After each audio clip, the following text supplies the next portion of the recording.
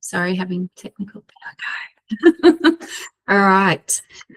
So tonight's our spotlight on Fiji. Okay, and then just before we start, a little bit of housekeeping. Please keep your mic on mute if you're not speaking. And if you do have a question, feel free to raise your hand or you can pop it in the chat. Okay, so we're going to open the chat tonight with Matt, and then we're going to hand over to Makayla, and she'll be going across everything Fiji tonight. Okay, so we'll kick off. Okay, welcome to our campfire chat. Tonight we're sharing a little spotlight on Fiji, and most importantly, giving you a feel for what it's actually like to be out there, from highland hikes to warm villages, welcomes to visit to river swims, reef snorkeling, and those beautiful end of day moments by the sea. This is Fiji, Camino Women style. Okay, why Fiji? Aside of Fiji, most travellers never get to see deep in the island highlands. Traditional savu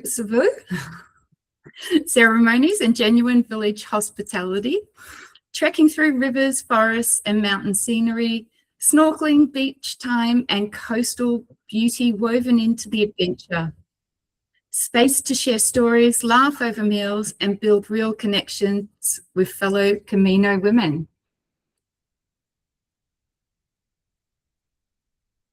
Okay, and now I'm going to hand over to Matt. Awesome. I think really beautiful presentation template you're using there. Shona, you should share it with me. Improve my own presentations. So nice to meet you, Beck, on the call, and anyone else who's listening in as well on the recording. So Fiji is an interesting destination, right? Because when it comes to Camino women and calls like these, obviously we're transparently the agenda is to try to sell more of the trip, right? But the thing is that sometimes people forget that we can sell any place in the world. We choose which places to sell, right? So we sell, sometimes we pick places that we know will sell very easily, right? So like your Vietnams, for example. And other places that we know are going to be more tricky to sell, right? Such as Fiji, because Fiji is not really seen as a trekking destination, right? We choose to do it because we fall in love with it. And we know that if we can convince people to go, that the feedback when they come back is going to be incredible. And that's what's happened so far. Anyway, by the way of introduction, I'm Matt. I'm the co-founder of Leatherback Travel with Rebecca, who couldn't make the call today. And I'm just going to take over the screen share for a second with a more mediocre. Am I allowed to take it? Wait. Well, it says I'm not allowed to share my screen. You need to turn on screen sharing, meeting host.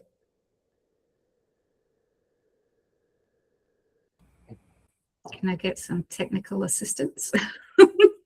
If you go to the three dots in the bottom right, there we go. Got you. All right, thank you. All right, so basically, about 18 months ago, I had what was a huge honor actually of being invited by the Fijian government via the Adventure Trade Travel Association to travel to Egypt. Sorry, to Fiji. I don't know where Egypt came from. To travel to Fiji. And basically, we get a lot of these invitations, but Fiji is just a place that really, I've been aware of the work that's been going on in the community tourism space for quite a long time in Fiji. And to be invited to participate in one of these trips was amazing. So here's photographic proof that I was actually there. And yeah, it was a magical time. And I just want to run over some particular things just you should know about Fiji. In terms of expectations and what you should, and like what makes it special, right? So for me, the first thing that makes Fiji special in this area is that like this is a temporary opportunity. Like when you talk about, people talk about Bali or Bangkok or the southeast of Asia in many ways in the past tense form, right? Like a place that used to exist. And the highlands of Fiji, they're going to develop, right? Like they're going to change. In 50 years, it's going to be completely different to the way it is today. But I think there's a final opportunity to really see a culture, like this side of a culture that may not, you know, well, it's going to evolve regardless of what happens, right? But as technology invades and et cetera, there's just an opportunity to capture that that magic. Another thing that makes what I really didn't expect this, like I hadn't really clocked this, I guess, mentally, is that when you go to do village visits, for example, we have a walking trail in Laos. The locals don't speak English, right? And so you're relying on a translator. But in Fiji, so many people do speak English. And that means you can just walk up to someone and ask them questions, right? Or, you know, you can have a bit of a small interaction.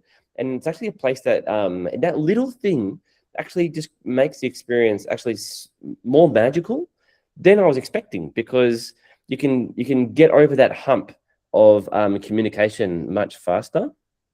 And it gives you the chance, for example, to listen directly to I can't remember this guy's name, but he's one of the village elders, and he tells you directly the stories of the history of the region and about the traditions, right? And as you can see, you know, this is Hugh. He's actually a world famous explorer that joined us for the trip, and we got to experience this side of Fiji that very, very few people get to experience. So you have to understand is that Fiji gets a lot of tourism, right, to specific areas, but because the highlands don't necessarily fit the traditional image of Fiji tourism, not many people go there. And while obviously that I'm sure they would enjoy to have some more tourism dollars, there's an opportunity for the people who do go there to experience something that is a little bit less packaged and a bit more, I guess, real. So I'm actually not going to share too many photos of the scenery, right? And the reason is because I think sometimes you just want to see it for yourself for the first time rather than seeing a million photos. We already have enough photos on the website and on our social media. It's beautiful. Expectations-wise, it's not like Hawaii beautiful. I don't think necessarily the beauty of the Highlands is not the reason you would go, actually. It is beautiful. But for me, the Fijian Highlands was a place where after a couple of days, you just feel so peaceful, right? You're disconnected from so much of the rest of the world. And you can just sit there and imagine what it was like for them as the modern world, so to speak, started to invade, right? And I remember I took this photo and he was telling the story at this exact moment of some of the first explorers and missionaries that came up into the highlands, and they still maintain these stories. And one or two of them are a little bit gory, but they still maintain these stories today, and it's just really, really fascinating. Another thing from an expectations perspective is kind of like, yes, it's Fiji. It doesn't fit that sort of thatched hut sort of fantasy that you might find in comic books. They use constructions like these. But at the same time, like it's comfortable, it's nice, it's friendly, and it's tourism friendly. And you get to participate pretty much daily in different ceremonies and feel very welcome to the singing, for example. The singing I found to be so beautiful. But one specific thing I want to mention is the food. So as part of my journeys, I do tend to visit a lot of remote villages and have homestays and food. And my guts have severely regretted some of these experiences. I've held in more than one country on this planet. Such as Indonesia or India, I've definitely regretted eating some of the things I've eaten. But this is not the case in Fiji. Like I was, like I said, quite nervous. But the food was really good. And after about 24 hours, 36 hours, as I begin to trust it, I actually really started to look forward to it. And when I went home, I was actually really missing the food. So it's vegetarian, and it's simple, but it's tasty and it's fresh and it's hearty and delicious. And you actually feel better after having eaten the meal. You don't feel heavy or stuck. And it's just this really lovely experience of being served by these really lovely people with all these different locally grown ingredients. As you can see, all up and down, it's a bit of a feast every single night. And interestingly, most of our group actually ended up buying food from the villagers to take home. So they have this, I can't remember the name of it, but it's like a conserve that they sell in jars. And pretty much everyone who was on the trip actually bought some of that, right? So I didn't expect food to be one of the highlights, but it definitely was. And and as you can see just from this photo, you can see that everyone's kind of sitting around the walls, and the villagers can be a little bit shy. but as soon as you approach, they're very welcoming and very friendly. So, so one last note before I sign off and hand over to the true experts is that I think there can be a bit of a misconception sometimes when it comes to community tourism that it should be cheap, right? Now, if you go off into some sort of like highland village in some random place in the world by yourself, where no standards have been set and no training has been done, yeah, you're not going to pay much, but you're putting yourself, like I have done, a pretty severe risk of sickness or whatever, right? So, Fiji is not like a bargain basement destination at all, but in terms of the experience, I just walked away saying to everyone, you have to go, right? And you have to experience this other side of Fiji. Yes, I do recommend the beach side of Fiji because I did that afterwards and it was a fantastic experience as well, right? To get the balance is a nice idea. And this trip actually does have a bit of both, so that's all good. But yeah, I don't know. We have a couple of people who live in Fiji sitting on this call, so I've been quite like nervous about some of the stuff I've been saying. But hopefully I've communicated accurately my impressions. But yeah, this is a place I've fallen in love with. And that's me. Okay, thank you very much, Matt. That was wonderful. All right, now I'll hand over to Makayla, and I've got a few slides, so just give me a wave when you want me to flick on to the next slide, Makayla. No worries. Yeah, Bula, thank you, Matt Level, and Bula Vanak, everyone. My name is Makayla. I work for Talanoa Treks here in Fiji. I'm the tourism coordinator, and we are quite a small hiking company that's been hiking in the Fiji Highlands for the last roughly 13 years. We work in partnership with 4 communities in the Highlands, and we're pretty happy that on this trip you'll get to visit 3 of them. Yeah, Manaka, Matt, it's been lovely. Matt came on one of our trips, as he explained, about 18 months ago, and we had our first Community Women trip last year, and we've super excited to welcome you to our home and welcome you to the Highlands and show you a bit about the side of tourism that we love. Yep, so we can just move to the next slide, please. So I'm just going to run over the itinerary. This is just a rough map that I've put together just to show you the parts of Fiji that you will visit, and I can get into more detail on the next slide.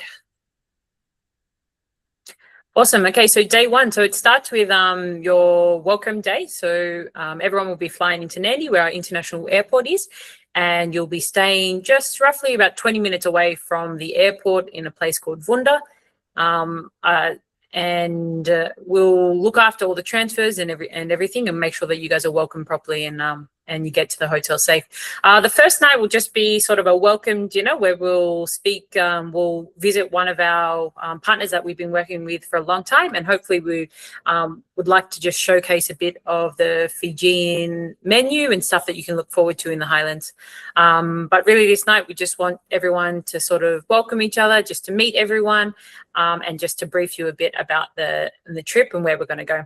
The next day we're going to start a bit of an early day, and it's going to be a hike up Mount Batilamu, so quite a famous mountain in Fiji, one that when you're flying in, look out your windows because you'll actually be able to see it as you fly in, as you touch down, quite close to the airport.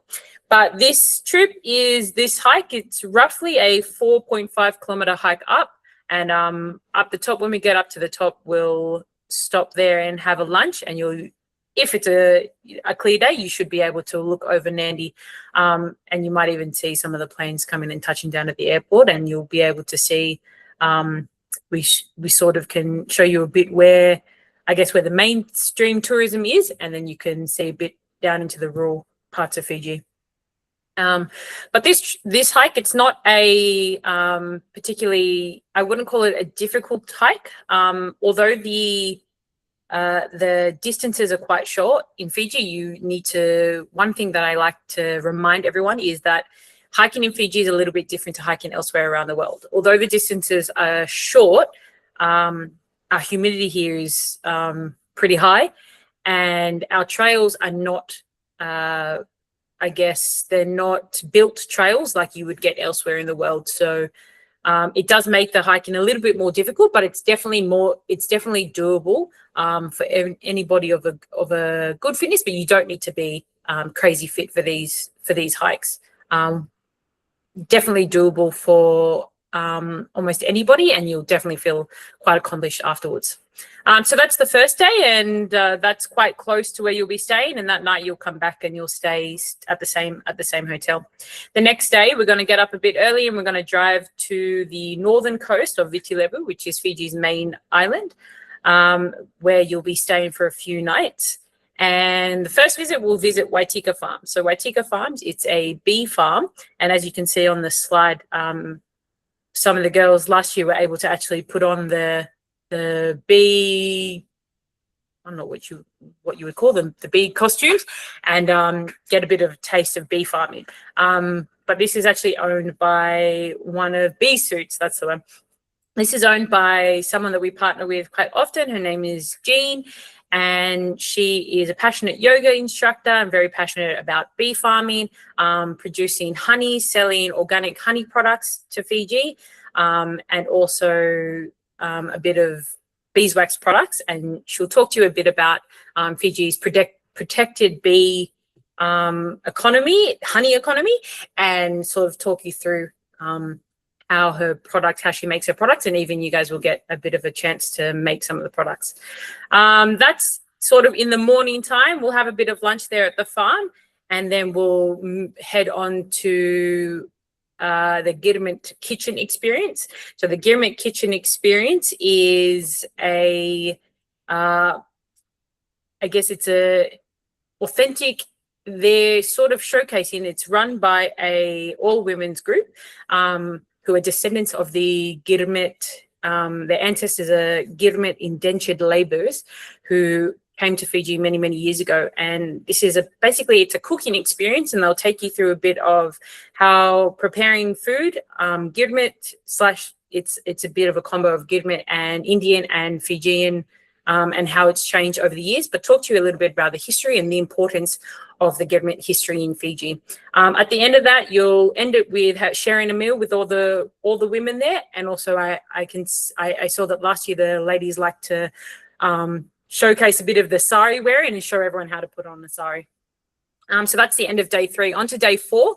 Day 4 is a visit to Nambalasera village and the Savulele waterfall. This is, in my opinion, the nicest, the most beautiful waterfall in Fiji, but I might be a bit biased, but it's definitely the highest waterfall in Fiji. Actually, I'm going to interrupt you there because to agree, but also just to basically say that this particular experience was like, I'm not that spiritual personally, but like this is one of the most closest things to having a spiritual experience I've had in terms of travel for quite a long time. Like going to stand under that waterfall is just, you have to be brave, right? Not everyone wanted to do it, right? But if you do it, it's something out of this world. Yeah, thanks, Matt. Yeah, for sure. So this is sort of everyone's first experience into a Fijian village. We'll make sure that we brief you on some more protocols of village etiquette. And as you enter, you'll observe your first civil ceremony. Over the course of the trip, you'll sort of partake in 3 civil ceremonies. But what it is a traditional Fijian ceremony asking for permission to enter, I guess, the village or the land that you're entering. You'll have a spokesperson, which will be our trip leader, one of our trip leaders, Jacob Ben, and they'll present a gift of kava or the kava root, also known as yangona, to the village elders. Just on behalf of the whole group, asking for their blessings and just their permission to enter their village. The elders will also have a spokesperson who will also receive the yangona and also speak to you back and have a bit of dialogue there. It's quite I guess I get quite emotional when I witness a civil service ceremony, but after this, you'll get your chance to try a bit of kava for the first time. And then after that, you'll sit around the tano and have a bit of discussion, as we do in Fiji, talking about culture, talking about protocols, and sort of, just introducing yourselves, and the village will introduce themselves and a bit about themselves and about their tourism product and their village. After that, we'll set off to the waterfall. It's quite a short hike. It's only a 2.5 kilometer hike, but a really beautiful hike through a little bit of water. But as you said, Matt, when you see the waterfall, it really is an amazing sight.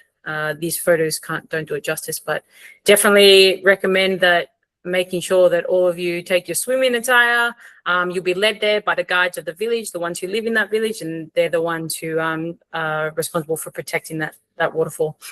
After that, we'll head back to the village. We'll have some lunch with the community there, and then we'll head back to our accommodation. So that's a bit of a full day, but in the nighttime, we'll try and catch the sunset and have some drinks before the sun sets. Day 5 is a snorkeling trip around the Nuuira Islands. So we have a partner, Danny and Yvonne, who come and will take you guys on a snorkeling experience. Danny and Yvonne are from this area. Danny has lived there since he was a little boy, and he knows the snorkeling spots really well. So him and his team will take you around to any snorkeling spots, explain a bit about the area, and then his team will cook you up a barbecue on the beach, cook you up some fish on the beach, and you guys can just have a bit of a beach picnic there. So a lovely way to end our time there.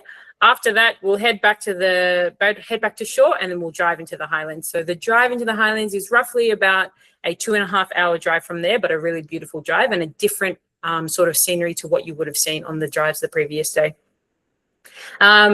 Once you arrive in the village, you'll again be welcomed by the community at Nanga Village. And again, we'll have a little walk around, look at the farm area. You'll speak to some of the local guides there, and then we'll sit down for another several ceremony. And then we'll have dinner, as Matt sort of spoke about the dinner and the meal times there. I get very jealous when our guides go into when they go into the villages, because the dinner really is good. The next day is sort of the main hiking day. You'll hike from Nanga Village, this is day 6, to Numbultautau Village. So the hike is a total of 11 kilometers. It should roughly take you from around 8 a.m. till around 3 p.m. to 4 p.m. So it's not long distance wise, but we make sure we break up the trip and we tell you a bit about the history of the area along the way. These routes are farming trails, so they're not built trails. And you will need to walk through ankle deep water, but there are also some spots to stop and swim along the way as we're having lunch. And then, hear a bit about our guides. Will talk to you about the old village sites that you pass. And this area is quite historic to Fiji, and sort of one of the olden chiefs, Ratu Sakuna, and the guides will talk to you a little bit about that. Same thing when you arrive in Numbultautau Village, you'll be welcomed by the community there, and then you'll have another several ceremony, and then you'll hear the story about Reverend Thomas Baker. If you want to go online and hear about, do a bit of research of Reverend Thomas Baker, these were the first missionaries to enter the highlands of Fiji, and then the village will take you through a bit of the history there. So we can move to day 7.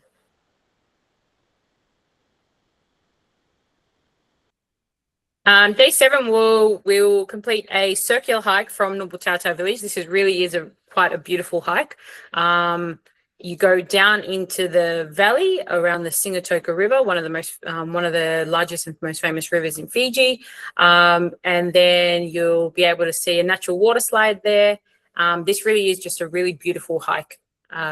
You'll stop there, have a relaxing lunch, and then we'll head back up to the village before we say our farewells and jump in the car, and then head back to the coast of Fiji, so the coral coast of Fiji, where we'll stay the night. By the time you get to the coast, it should be around 4-5 p.m. And then we can finish it off with some sunset drinks and a nice dinner on the coral coast there. The next day, day 8, will be another sort of hiking morning at the Singatoka Sand Dunes. It's quite a close proximity to where you'll be staying, and the Singatoka Sand Dunes are quite famous in Fiji, very well known for our rugby team training there. So maybe you'll be able to see a bit of our national team training up the sand dunes, running up. But yeah, you'll go on a guided hike of the sand dunes, which is a national forest. We'll use one of the national guides to take you there. And then after you complete that hike, we'll head to Bulla Coffee, which is Fiji's only coffee. I guess they're the only, they process Fiji's only homegrown coffee, wild coffee beans that is caught. They're grown widely in all areas of Viti Levu Island, this island that we're on. And then a lot of people will harvest them and bring them to Bulla Coffee for processing. So you'll learn a bit about the processing, I guess the processing story and process, and then you'll move into the stories of where the beans are caught and hear a bit from the farmers. And that evening we'll finish, we'll drive back into Nandi and we'll finish there at a hotel. We'll have a bit of a departure dinner and say our farewells, reminisce about the trip before day 9, which is your departure day. So yeah, that sort of wraps up the trip. And I guess we can, sorry, if you just move to the next slide, Shona. And then, yeah, so just a bit more about the village stays and food. I know some people can get taken back by hearing about staying in the village. In terms of accommodation, everyone will stay inside the community hall with mattresses, all linen and everything is provided. So it's quite comfortable. It's quite comfortable in terms of, yeah, we have mattresses and everything provided, but it is a community hall, so you will be sharing with other people. Feel free that if you want to, feel free to bring a tent along and we can set you up a tent. There are tent spaces, so if you feel that you want to have your own space, you're more than welcome to bring along a tent. Villages. Yeah. I'm going to jump in with my perspective. So you're staying in this community hall, right? And it's quite large, right? So if you begin to realize someone's a little bit of a snorer or something, you just go off to the other corner and you're all good. I was a little bit nervous again about this kind of thing, but very quickly you're feeling very comfortable and it's completely fine. Yeah, and I think one of the amazing things about this is when you're staying in a village setting, it really is a lovely, I guess, atmosphere to be able to share that space with everyone. This is the space that the community come and they share together. This, you'll hear from the youth, you'll speak to the women's group there, you'll speak to the men's group there. But this really is a sort of the center of this village, and it's where all the community meetings happen. It's where everyone comes together to be together. But yeah, you'll have all your meals here. We do have flushing toilets and cold showers available for everyone. So it is quite comfortable at the end of the day.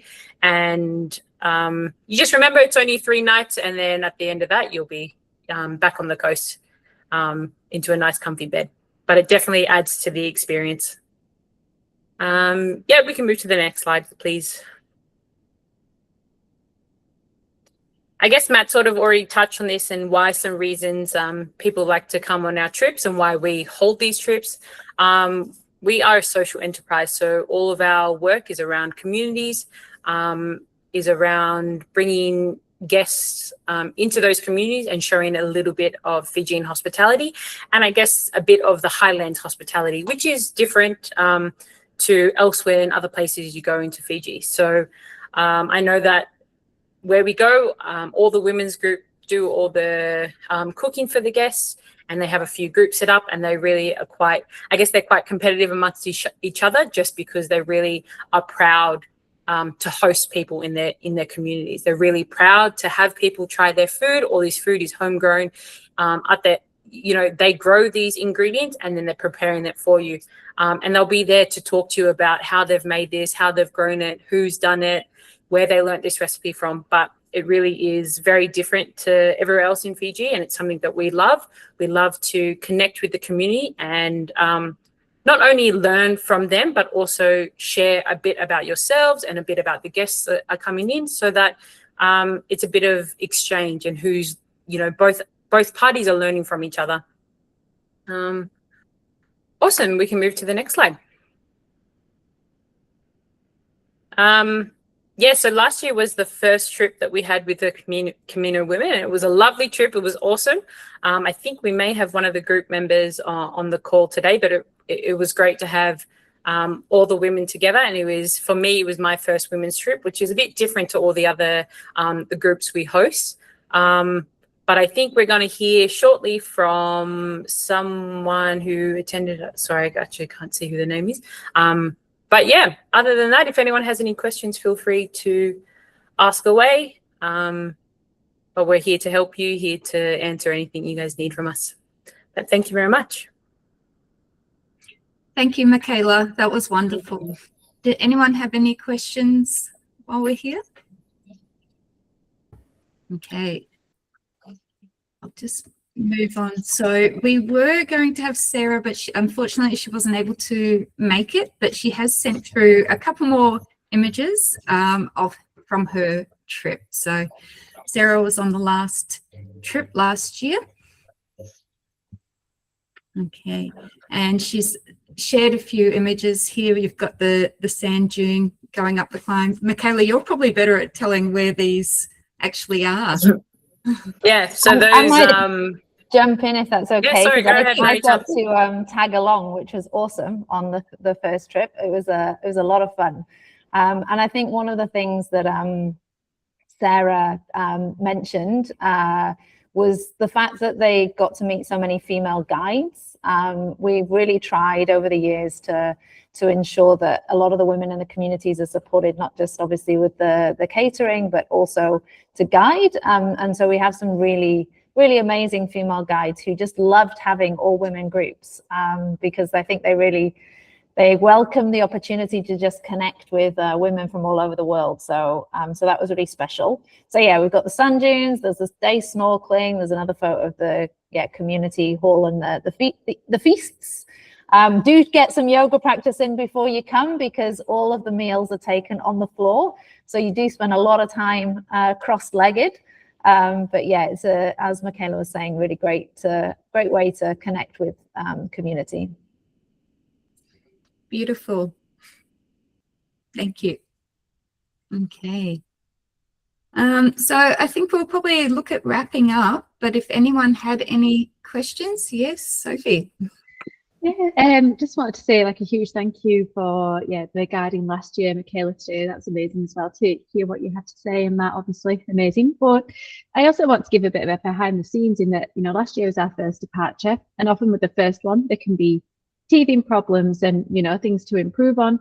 But the ladies who came back, the majority gave it a 5 out of 5. They absolutely loved it. And so yeah, it just gave us like a lot of trust going forward that this is an amazing trip. And so we have this year, don't we, Shona, which is a guaranteed departure, and then we've got another date for 2027. So yeah, you've just got to jump on. It's only a few hours from Australia, and this year, Shona, isn't it? Can't you get there and back within a week? Isn't it Saturday to Saturday or something? Yes, that's right. So the trip departs Saturday is the first day, and the last day of the trip is on the Sunday. So if you're really good with your flights, you can take a week off and have a whole 9 days. Yes. And I think I know that Becky, you're based in Adelaide, and I can see your hand up, so I'll hand over to you. But Fiji Airways does have quite a lot of regional departures throughout Australia, so it's pretty well connected to different hubs, including Adelaide. So yeah, Beck, go ahead. No, I did see that with the flights. Curiosity had a quick look yesterday, and they're direct, and they're just over 5 hours from Adelaide. I couldn't believe what I was seeing. I can't even get direct to Tasmania sometimes, let alone all the way up off the east coast there. So that was a welcome surprise. I do want to ask about the humidity because it is something that I have struggled with, I suppose. I mean, even though I lived in Darwin for 10 years and the humidity was tough going, but just to get a bit more of an idea of what it's like that time of year. Yeah. What sort of levels are we talking around in August? I can jump in with this one. So you're coming at a great time. August is our coolest month. And the Highlands are you actually need in August, you actually need a kind of a long sleeve top at night. So it's nothing too drastic. We tend to start hikes early in the morning, so we avoid the kind of real peak heat of the day, and because you're going in and out of rivers and in and out of water, there's lots of opportunities to cool down. So it's something to be aware of if you've never spent time in a tropical place. But if you have, and you're used to Darwin humidity, it's not Darwin. So you'll be great. Yeah, I was just going to jump in and say, compared to Darwin, it's a lot less. Yeah. Okay, great. Thank you. I mean, what's the saying? It's never bad weather. It's just poor clothing or something like that. Something along those lines. I don't know if anyone's heard that, but yeah, I've heard that. Yeah. Yeah. Now I've never snorkeled before. I'm not overly confident in the water, but I'm assuming they probably would cater for newbies, the people that run the snorkeling day. Yeah, go Makayla. Yeah, so it's a guided snorkeling trip, so you always have a snorkeling guide in the water with you. But good thing is these guys, they know this area. They were born and raised around these waters, and they know the areas where we should be snorkeling, where we shouldn't be snorkeling. But yeah, you'll always have a guide in the water with you. Okay, and if you want to wear a life jacket throughout, you're more than welcome. If you don't want to go snorkeling and you just want to hang out on the beach, we've got different options. We actually have 2 of our team members who can't swim, who've been out snorkeling recently because they had amazing guides with them. So yeah, all needs catered for. Great. Thank you. I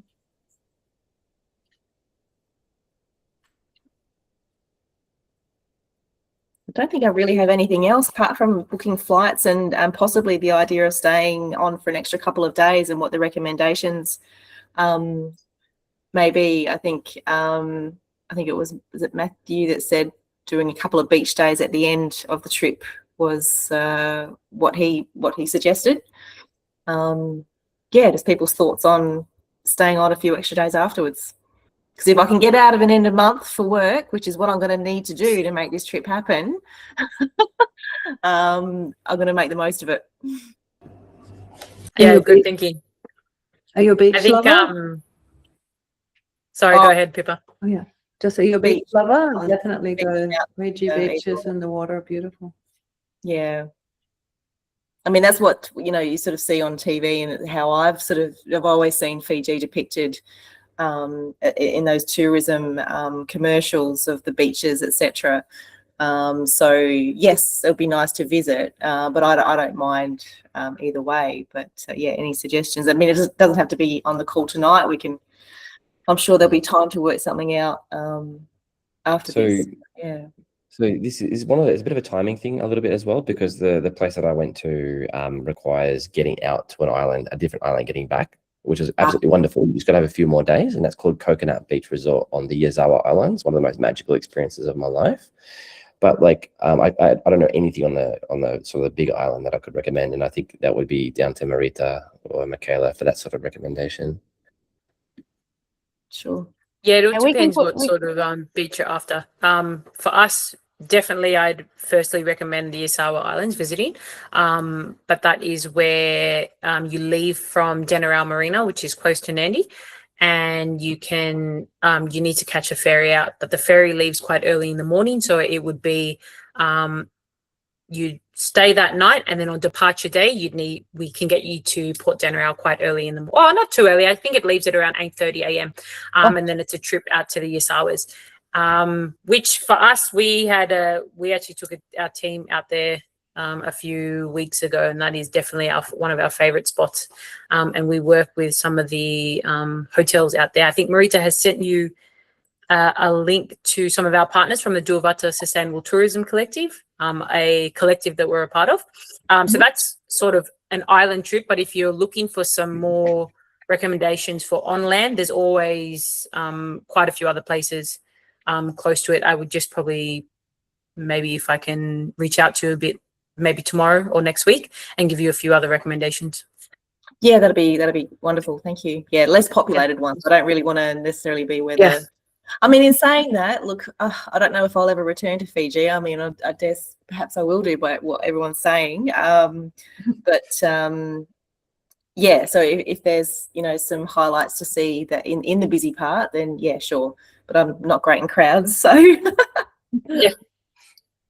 Yeah, we Always. Makayla and I can put together some recommendations, different budget. And yeah, don't worry, we can keep you away from the crowds and the cocktail drinking families.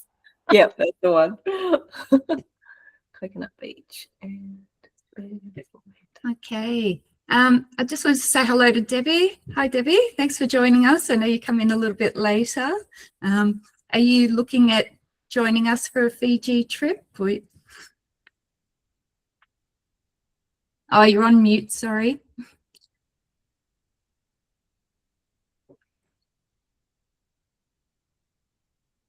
Still on mute, sorry. Yeah, sorry, that was a bit hard to work that out. You got Yeah, there. I've been to Fiji a few times and I love it. I'm really curious about going on a trek, so I haven't really done treks like overnight hikes before, so I probably won't jump into a 9-day one straight away, but keen to follow and maybe join one at some point. Yeah, but yeah, I would just Fiji's great. I've been like 4 times. I love it, and the Yasawas are awesome. On the mainland, probably the Coral Coast. But yeah, but I'm keen to see some more of the inland stuff when I go next, and hopefully join one of the trips soon. All right. Thank you for joining tonight. And Lindsay, are you there with us?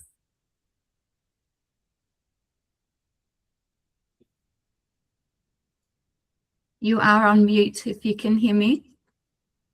You want to say hello?